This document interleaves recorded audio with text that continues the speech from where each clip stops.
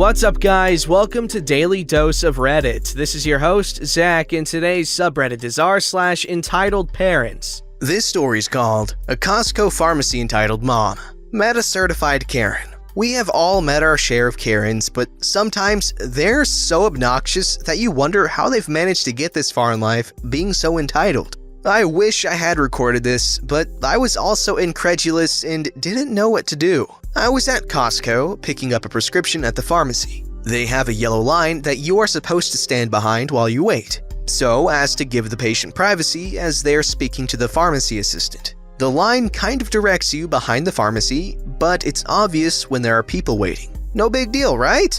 Not for a Karen. The cast. Entitled Mother, whose actual name is Karen, I crap you not. Spawn 1, about 4. Spawn 2, about 8. Pharmacy assistant. Angry man. Stoner bro.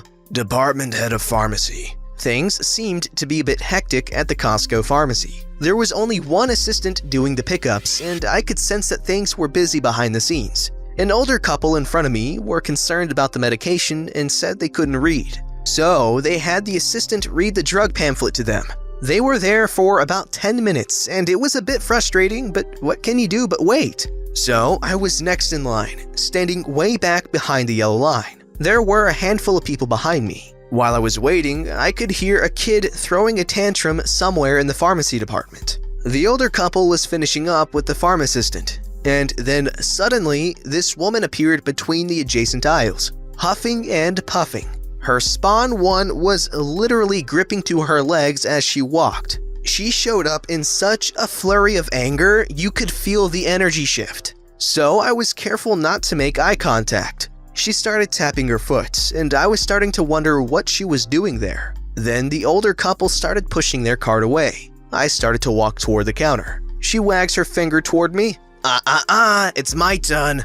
Meanwhile, the older couple turned back to the pharmacist. They have, "One more question," I say to the entitled mother. There's actually a whole line here. It's my turn next. The line is back there. Ha!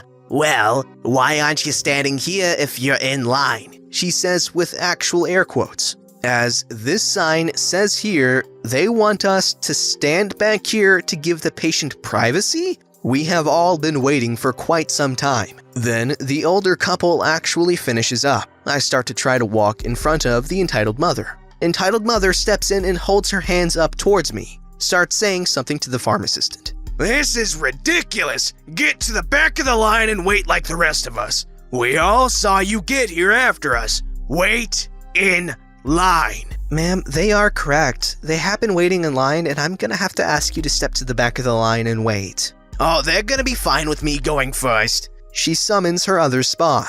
Spawn 2 appears from one of the aisles, looking content. Then entitled mother says, "Honey," and snaps her fingers. Spawn 2 out of nowhere,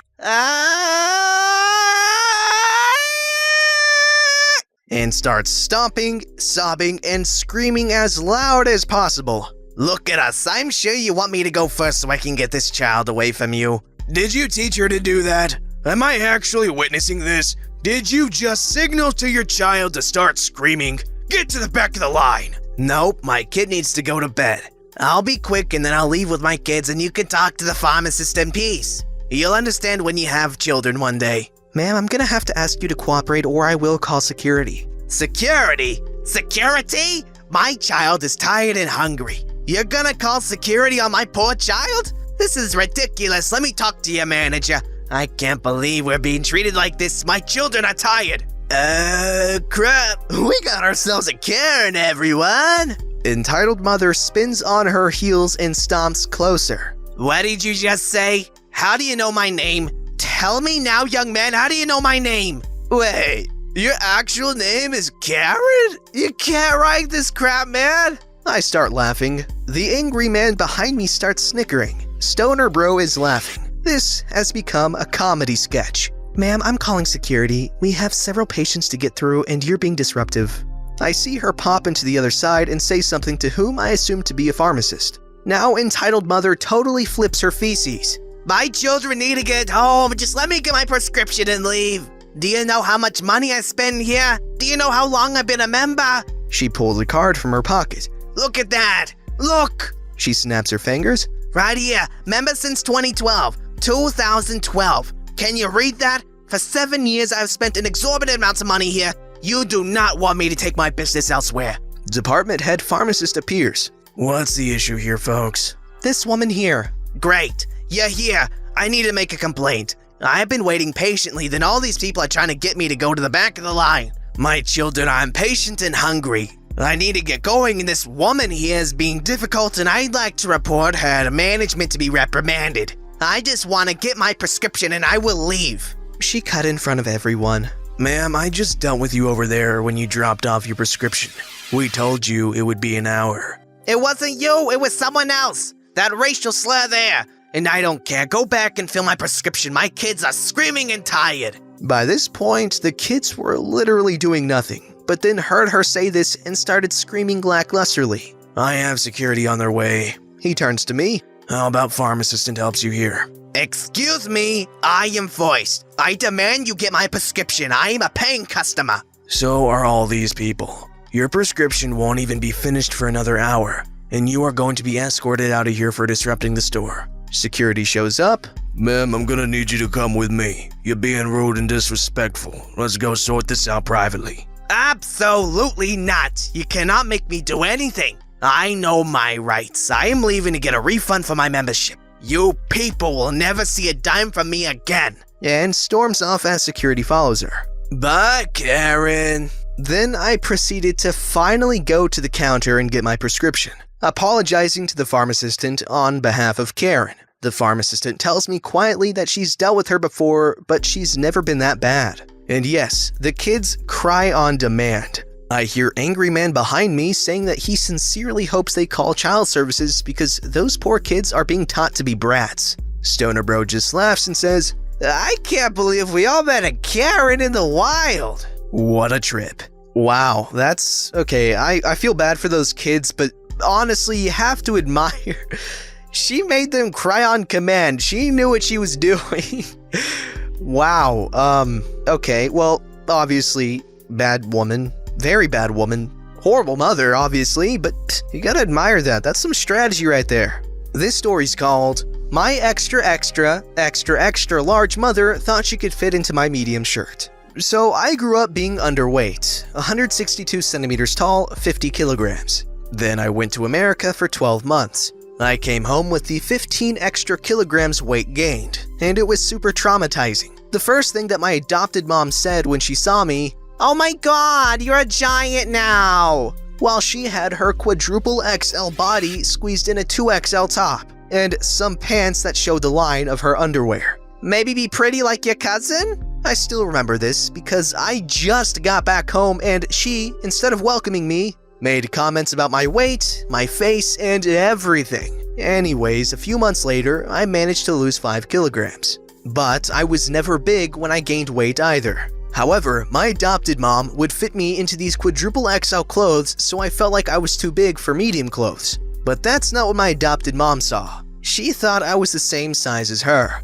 so she'd keep donating her ginormous clothes to me. Then I found this one shirt that she previously owned. It's a brown top with satin fabric. The buttons are aligned perfectly. Its shape is for professional social gatherings. However, it was a medium size, so I didn't know if I could fit into it at all. I thought I was as big as those people on my 600-pound life. I tried. It fitted. It looked great for once. I looked like a normal human being and not a drug dealer wannabe with the clothes I had been wearing. My adopted mom saw me wearing it but didn't say anything. She just looked at me, then walked away. I asked her if I could keep it and she nodded. A couple of weeks passed by and I was on a trip with my current partner. I got back home to get ready for the new semester at the university. Then I saw that shirt. Here's the cast. My adopted mother, my grandmother, and me. Grandma, what happened to this? I don't know, kiddo. Looks broken though. It is broken. The buttons are missing and the underarm sleeves are kaput. Did the washer do this? I don't think the washing machine could have done that either. Ask your mother. So I took the shirt and asked my mother. What is it now? This shirt is ruined? Wear it properly next time then. I was gone for weeks and didn't take it with me. Well, it is only you who wears that shirt. I doubt it, so I asked her if she still wanted it. Obviously didn't fit me. What do you mean? It's broken, can't you see? Yeah, and I'm wondering why it's broken. It didn't fit me, duh. So you wore it. Then she went quiet. Obviously I wore it because we're the same size. You're even bigger, so it should fit me if it fit your quadruple XL body. I went quiet. I looked at her and just facepalmed. Really? I mean, how is a medium going to fit on a quadruple XL body? This was the first time I actually noticed how freaking delusional my adopted mother was and is. The top got wrecked by her, and she was pretty flabbergasted as to how it was destroyed when she wore it. Ha ha! F my life. That top could never be replaced. It was the only piece of clothing that made me look like a human being. This story's called Entitled Dad Demands Used Car Be Given to His Son Instead of Serious Buyers. I'm relaying this story as told to me by my friend, a mechanic trying to help out his brother as he encounters an entitled dad. We'll call him the mechanic in the story. The mechanic's brother recently got a new job. To get to this job every day, he borrowed his father-in-law's car. He did not know how long he would be able to use the car and didn't have the money to buy his own. The mechanic offered to find a cheap car, fix it up, and give it to his brother who might pay him back someday in the future. The first person the mechanic checked with was his boss. The boss owned and managed the shop the mechanic worked at and had a side business fixing up and flipping cars. He sold the mechanic a '98 Toyota Corolla at cost that still needed to be fixed up for $600. The mechanic told his brother that a car was on the way and started fixing it up. He spent $175 on the parts, bringing the total cost to $775. With the car fixed and ready, the brother informed his father-in-law that he would be returning the borrowed car. The father-in-law had a surprise. His intention all along was to give the car to him as a gift. He was waiting for his daughter's fast-approaching wedding anniversary to announce it. He had no knowledge of the mechanic's efforts to this point. The mechanic told his boss he would be willing to buy it back at $775, but then the labor would be for nothing. The boss convinced him to try to sell the car himself. He listed the car at $1,100, knowing he would be haggled down, and received quite a few inquiries. Only 2 were interested enough to come out to see the car. He scheduled them on the same day, an hour apart. The time for the first showing came and went with no one showing up. The mechanic assumed they were no longer interested and waited for the second appointment. Right on time for the second showing, 2 men arrived. The mechanic greeted them and they immediately started discussing the car. They talked about mileage, reliability, the work done on the car, all the normal stuff. Then they went on a test drive. Enter the entitled dad. When the potential buyers returned from the test drive with the mechanic, there was a car full of people waiting for them. A man got out of the car from the driver's seat. The mechanic approached him. Before he could speak, the man said, "Where the hell have you been?" The mechanic was shocked. "And you are?" "We had an appointment." "That was over an hour ago," the mechanic replied. He assumed the man was referring to the earlier appointment. A teenage boy emerged from the passenger seat. "Is that my car, Daddy?" the teen asked. "Yes, son, it will be soon." The mechanic was somewhat dumbfounded. He looked at the car that the entitled dad and his son had arrived in and saw a woman and 2 small children in the back seat. It looked like they were keeping their heads down. The teen approached the car for sale as the 2 potential buyers that had just test drove it moved away, one of them on his phone. "It's rusty," the teen said while pointing to a rust spot on the passenger door. "Yeah, it looks pretty crappy." Entitled dad turned to the mechanic. "Does this piece of sushi even run?" "You saw us arrive in it, and you saw the rust spot in the photos." "Not worth the asking price." "Those other guys were on time, so you can wait if—" "You scheduled 2 showings at the same time." "No, you were late." The mechanic turned away to talk to the potential buyers. "Hey!" Entitled dad exclaimed. "Forget those guys, I will give you $550 in cash." One of the potential buyers laughed. The entitled dad amused him. The mechanic continued to face away from entitled dad. "If you're not serious about this, just leave," he said while walking toward the potential buyers. Entitled dad's son got in the car and sat in the driver's seat. "Hey!" The mechanic knew that they left the key in the ignition.